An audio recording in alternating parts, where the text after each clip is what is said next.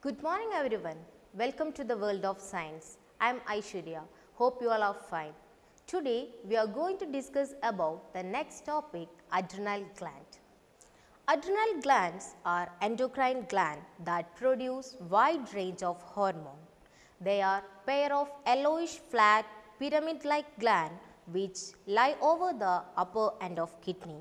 They look like a cap on the kidney. Each gland has a outer yellow adrenal cortex and inner reddish brown adrenal medulla. The adrenal cortex and adrenal medulla secrete hormones. Adrenal cortex produce three hormones: cortisol, aldosterone and sex hormone. Adrenal medulla secrete two hormones, adrenaline and noradrenaline. The adrenaline and noradrenaline, we call it as emergency hormone.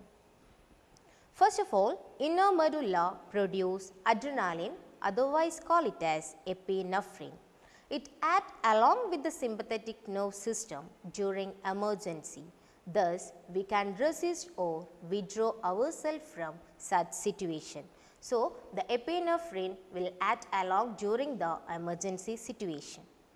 Norepinephrine, otherwise call it as noradrenaline, act along with epinephrine. Next, outer cortex produce three hormones: cortisol, aldosterone and sex hormone. Aldosterone maintain the salt water level by acting the kidney and also maintain the blood pressure. Cortisol, synthesis of glucose from protein and fat, slow down the action of defense cell and control the inflammation and allergy. Sex hormone, it control development and function of the sex organ. So, inner medulla and outer cortex produce five hormones: the epinephrine, norepinephrine, cortisol, aldosterone and sex hormone. Why adrenaline is called emergency hormone? Why adrenaline is called emergency hormone? Because during emergency situation, the adrenal gland produce hormone to face that situation. Because this hormone released in blood from adrenal gland during the stimulation of nervous tissue on condition of physical, mental stress such as the person is injured or suffering with pain, and also secreted during anger, anxiety and fear condition. It helps the body to face these situations by increasing the blood pressure, heartbeat rate and also increasing the breathing. So, it is called it as the emergency hormone or the hormone of fight or flight. The action of epinephrine or norepinephrine prolongs body activities for a longer time when the sympathetic system gets stimulated. Next, pineal gland.